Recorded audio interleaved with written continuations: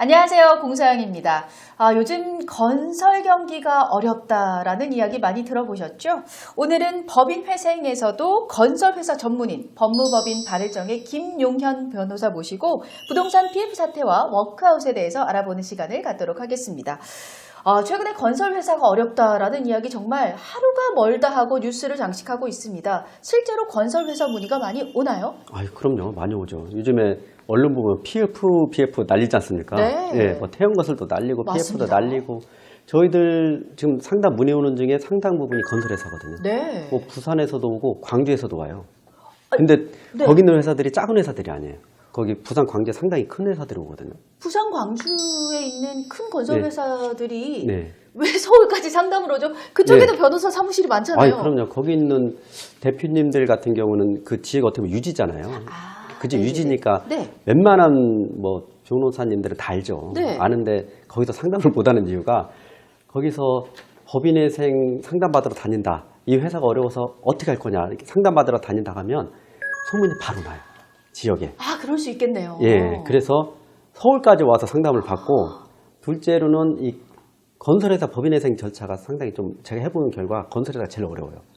현장이 너무 많기도 하고 네. 이해관계도 복잡하고 큰 회사이면 큰 회사일수록 진짜 힘들거든요. 네. 그래서 그것을 아마 제대로 그 큰 회사를 처리해본 경험이 없는 분들은 아마 거기에 대한 제대로 상담도 못 할 겁니다. 그렇죠. 그래서 네. 저까지 오시는데 그러고 있습니다. 아니 충분히 이해가 갑니다. 예. 워낙 어려운 분야다 보니까 네. 믿을 만한 법무법인이 또 필요한 게 현실이겠죠. 맞습니다. 충분히 이해가 가는 예, 부분입니다. 그럼 어떤 업체들이 와서 상담을 받나요? 보통 건설은 크게 뭐 시행사, 시공사가 있어요. 네. 시행사 같은 경우는 그러니까 토지만 구입을 해서 공사를 시공사한테 맡기는 거죠. 그 과거에는 뭐 시행사, 시공사가 따로 했지만 요즘에는 거의 시공사가 시행사 차려서 하는 경우도 많거든요. 네. 그래서 시행사 같은 경우도 많이 오고 시공사도 많이 오는데 시행사가 오는 뭐 주요한 이유는 뭐 요즘에 TV에 많이 나오지만 그 PF 대출. PF 대출, 프로젝트 파이낸싱 PF 대출 만기가 연장이 안 되니 네. 내일 모레 공매 처리 되게 생겼다. 이 토지를 어떻게 해야 되냐. 뭐 이런 문제고 시공사 같은 경우는 아니 그 시행사가 건물을 준공을 했는데 그 건물이 분양이 안 돼. 네. 분양이 안 되니 시공사에 대한 공사대금을 못 주잖아요. 그러니까 시공사 입장에서는 그 공사대금 미수금 때문에 우리 회사 현금 유동성이 지금 막혀 있다. 어떻게 해야 되냐. 이런 주제가 많죠. 시행사, 시공사. 공사. 그렇습니다. 이런 예. 업체들이 많이 찾아오는군요. 먼저 시행사 문제에 대해서 좀 알아보고 가도록 하겠습니다. 시행사 같은 경우는 그 토지를 일시적으로 대출받아서 토지를 구매하는데 여기까지만입니다. 네. 여기까지 하고 나중에 분양 네. 뭐 이런 일을 하는 건데 결국에는 그 프로젝트 파이낸싱이라 해가지고 돈을 빌려주는 여러 개 은행들이 있어요. 은행도 있고 저축은행도 있고 증권회사들. 근데 이 친구들 같은 경우는 그 토지에 대한 구입 대금을 빌려주고 거기다 담보를 설정해요. 보통 담보 신탁이라고 하거든요. 네. 근데 그게 만기가 있어요. 만기. 돈을 갚아야 될 때. 그렇죠. 그 만기가 있는데 만기를 무한정 연장을 못 해주잖아요. 왜냐하면 네. 자기도 또 돈을 회수해야 되니까. 그래서 만기가 딱 됐는데 더 이상 만기 연장을 안 해준다는 거죠. 그럼 그 시행사 입장에서는 큰일 나는 거예요. 내일 모레 돈을 갚아야 되는데 돈은 없고 유일하게 갖고 있는 게 땅밖에 없는 거죠. 그럼 예. 어떻게 해요? 그래서 고민이 많은 거죠. 네. 제가 엊그제 상담했던 것도 네. 그 시행사인데 한 현장이 한 10개 현장인 거예요. 네네네. 10개 현장인데 한 9개 현장은 다행히 금리를 5% 이내 좀 싼 금리로 그 대출을? PF 대출을 네. 받았더라고요. 그래 한 현장 있는데 그게 현장도 크긴 한데 좀 욕심을 낸 것 같아요. 9% 이자예요.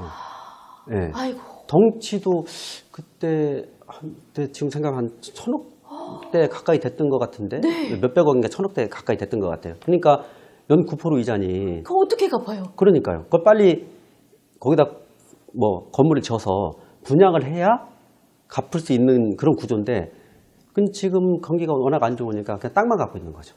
그럼 어떻게 뭐 땅이라도 팔아서 이거를 이자를 내야 되나요? 어떻게 해야 돼요? 원래는 그래야죠. 땅이라도 팔아가지고 그 대출을 갚으면 네네. 그 현장은 문제는 해결되잖아요. 그리고 약간 조금 로스 나는 것도 다른 현장에서 어떻게 잘 벌어서 갚으면 되는데 지금 모든 게 안 팔리는 거죠.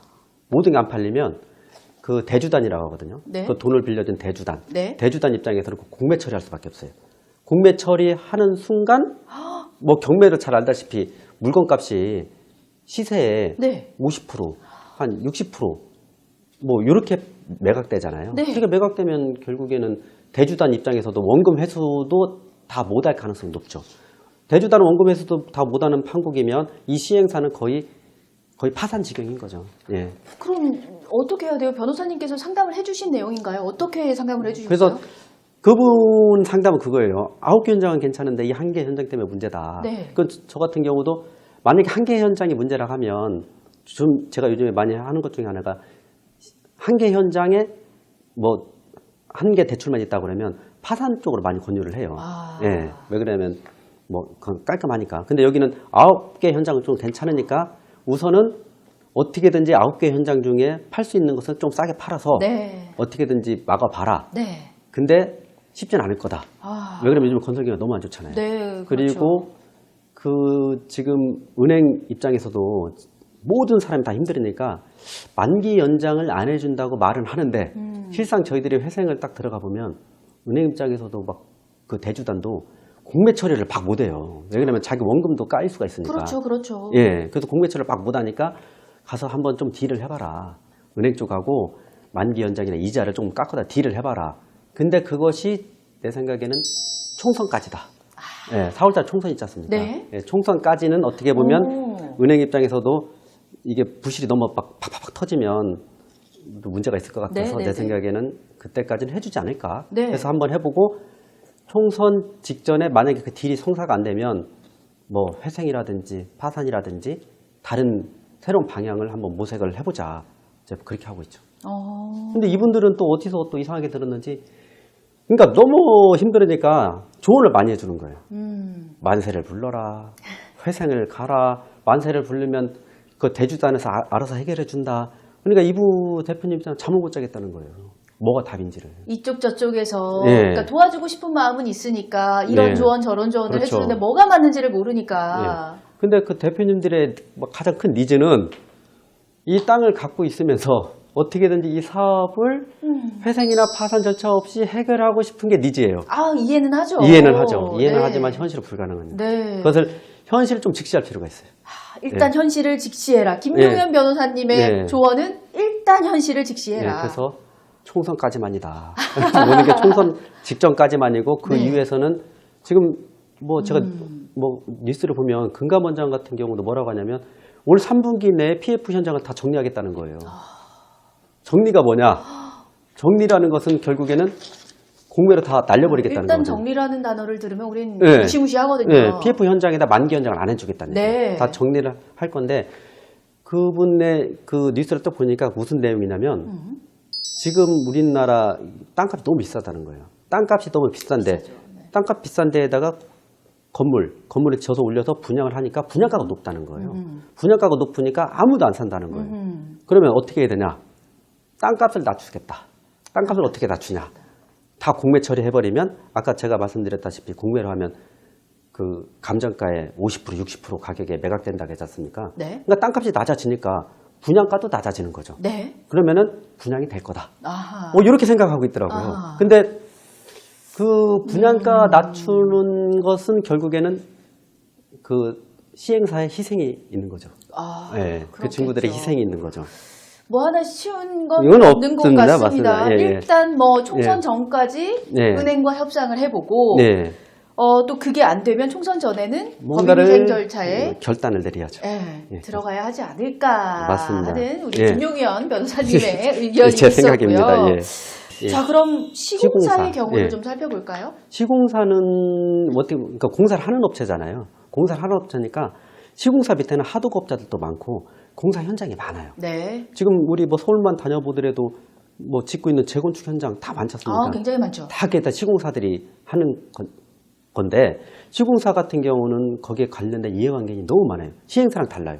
시행사는 대주단과 하나밖에 없는데 네. 이 시공사 같은 경우는 그 이해관계인 종업원부터 시작해서 현장부터 해서 실제 대표적으로 시공사가 국가 다리도 놓지 않습니까? 광고공사. 다리도 놓는 이 건설회사가 갑자기 뭐 올 수도 된다고 해봐요. 네. 그러면 그 다리 놓을 준공 기간이 못 맞추면 네. 그러면 당연히 민원 들어오겠죠. 그렇죠. 예, 그러니까 시공사가 뭐 회생이나 파산 이렇게 되면 그 사회적 파급이 엄청 커요. 대표적으로 뭐 태영이 그런 거 자체가. 네. 예. 태영건설. 태영건설이 거기는 공사 현장도 너무 많잖아요. 거기는 시행도 하지만 시공 공사 현장도 엄청 많아요. 네. 그래서 이번에 결국에는 태영건설이 법인회생을 하니 워크아웃을 하니 했지 않습니까? 네. 그러다 결국에는 워크아웃을 했잖아요. 네. 그러니까 시공사 같은 게 이해관계가 많기 때문에 어떻게든지 살리는 쪽으로 포커스를 맞춰야 돼요. 파산보다는. 사실 이 부분도 좀 궁금하거든요. 예. 워크아웃과 법인회생은 어떻게 다른 거예요? 그러니까 워크아웃은 좀 관련 법률이 틀린데요. 워크아웃은 뭐 기초법이라고 그런 법률이 있고 회생은 채무자 회생법이라는 게 있어요. 근데 가장 큰 차이점은 제가 표로 한번 쑥 정리를 해봤습니다. 네. 왜 그러냐면 저도 유튜브도 보고 뉴스 기사를 보니까 이 실무가들이 이거 딱 정리를 하지 않아서 정확한 것이 안 드러나 있더라고요. 네, 그래서 제가 네. 정확히 한번 실무적인 관점에서 네. 정확히 정리를 해놨습니다. 가장 큰 차이점이 법인회생은 법원에서 주도를 하고 워크아웃은 금융권에서 주도를 하거든요. 아주 큰 차이가 그거 있고 만약에 강제집행이 금지되는 채권의 범위가 틀려요. 법인회생 같은 경우는 모든 채권, 그러니까 금융기관, 조세, 상거래 모든 게 동결이 돼서 동결이 돼요. 그래서 강제집행이 안 되니까 모든 채무가 동결이 되니까 그 회사 입장에서는 이젠 빚으로부터 약간 여유로워지는 거죠. 예. 근데 워크아웃은 안 그래요. 금융기관 부채에 한정해서 동결이 되거든요. 네. 그럼 상거래 채권자, 대표는 상거래 채권자 하도급자 들어거든요. 하도급업자, 자재 납품업자, 뭐 세금 이런 친구들은 동결이 안 되니까 어떻게 하냐면 압류를 해요. 예. 왜 그러냐면 이 시공사가 받을 수 있는 시행사로부터 받을 수 있는 공사대금 채권이라든지 관급 받을 수 있는 기성금이라든지 막 압류를 쳐요. 그럼 지금 당장 운전자금이 부족해가지고 이 워크아웃을 하니 법인회생을 하고 있는 판에 이런 운전자금에 있는 원천을 딱 압류를 해버리면 네. 더 이상 살아나기 어렵죠. 네, 그렇죠. 예. 그 제가 볼 때는 워크아웃으로 회사를 살린다? 힘들겠는데. 제 생각 거의 불가능해요. 네. 제 개인적인 생각은. 네네네. 근데 언론에서 봤을 때는 워크아웃이 법인회생보다 좋다? 이런 관점으로 쳐다보더라고요. 그게 어떤 때 좋냐면 좋은 건 딱 하나가 있어요. 네. 은행도 같이 망할 때. 은행도 이 회사가 망하면 물린 게 하도 많아서 은행도 같이 망할 때. 이럴 때는 워크아웃이 효과적이에요. 근데 사실 태영건설 정도의 그렇죠. 크기면 그런 은행도 정도. 위험할 수 있는 은행도 정도인 위험하죠. 거죠. 나라도 뭐 여름도 안 좋아지니까. 네. 그래서 어쩔 수 없이 워크아웃 하는 거거든요. 그러니까 워크아웃의 큰 장점은 뭐냐면 또 은행에서 워크아웃 할 때 돈을 더 빌려줘요. 만기도 유예해주고 돈을 더 빌려줘요. 네. 근데 이번에 언론을 쭉 보니까 공적 자금을 투입을 안 한다고 하더라고요. 그거 보면 돈을 더 빌려주지는 않는다는 취지 같긴 한데, 네. 근데 제 생각에는 돈을 더 빌려주지 않으면 워크아웃은 거의 성공하기 어려워요. 왜냐면 각 현장 있지 않습니까? 각 현장에 뭐 하도급 대금, 공사 대금, 인부들 인건비를 못 줘가지고 회사가 어려운 판에 네. 더 추가적인 돈을 안 주면 그 현장이 올스톱 되거든요. 현장이 올스톱 되면 준공을 못 하니까 기성금을 또 못 받아요. 그러면 끝난 거죠, 현장은. 네. 지금 내가 봐서는 태영건설이 약간 그런 입장이거든요. 그래서 제 생각에는 워크아웃이 법인회생보다 좋은 점은 실무적으로 봤을 때는 없는 것 같아요. 네, 그렇네요. 예, 근데 뭐 기사를 보면 워크아웃이 마치 한 번 더 기회를 주는, 그러니까 법원으로 들어가서 완전히 모든 걸 동결시키는 것보다 한 번에 자율적으로 해결할 수 있는 기회를 주는 것처럼 얘기하는데 그건 아닌 것 같고, 네. 그 다음에 여기 뉴스를 보면 워크아웃을 한다는 핑계로 그 사주들의 뭐 사재 출연을 해라. 그 SBS 주식을 내놔라. 네. SBS 주식 담보를 잡아서 태영건설에다가 지원해줘라. 그렇게 하면 워크아웃 해주겠다. 뭐 이런 논조가 많던데요. 근데 제가 사주라 하더라도 그렇게 사재 출연은 하고 싶진 않을 것 같아요. 예. 자, 그럼 마지막으로 올해 건설 경기는 어떻게 보고 계신가요? 네, 제가 아까 말씀했다시피 금감원장도 그렇고 3분기 내에는 뭔가 결단을 내릴 것 같아요. 예, 그러니까 3분기에는 그 PF 문제를 완전히 정리를 하려는 의도인 것 같고 그때에 엄청나게 이 건설 경기가 약간 상당히 위축될 것 같아요. 네. 예, 그래서 미리 준비하실 분은 빨리 준비를 하셔야 되는 거고. 근데 3분기, 근데 이게 정리 작업도 공매 처리 같은 경우도 빨리 하면 한 달이면 정리가 되지만, 그래서 3분기 때 정리를 시작하면 4분기 때까지는 아마 거의 정리 단계가 있을 것이고, 그러면 누군가는 희생이 있으면 누군가는 또 웃지 않겠습니까? 그러니까 그 공매된 토지를 또 싸게 낙찰받은 지금 현재 투자자들, 그 투자자들은 내년 때 새로운 사업을 진행을 하겠죠. 그래서 건설 경기는 올해는 거의 암흑기일 것 같고, 그 다음에 내년에는 이런 암흑기를 벗어나서 아마 새로운 또 투자가 원활하지 않을까, 뭐 이렇게 네. 생각하고 있습니다. 일단은 암흑기를 잘 견뎌내는 것도 중요할 것 같습니다. 그렇습니다. 예. 자, 오늘 이 시간에는 부동산 PF 워크아웃과 법인 회생에 대해서 김용현 변호사님과 함께 알아봤습니다. 저희는 다음 이 시간에 다시 찾아뵙겠습니다. 고맙습니다. 감사합니다.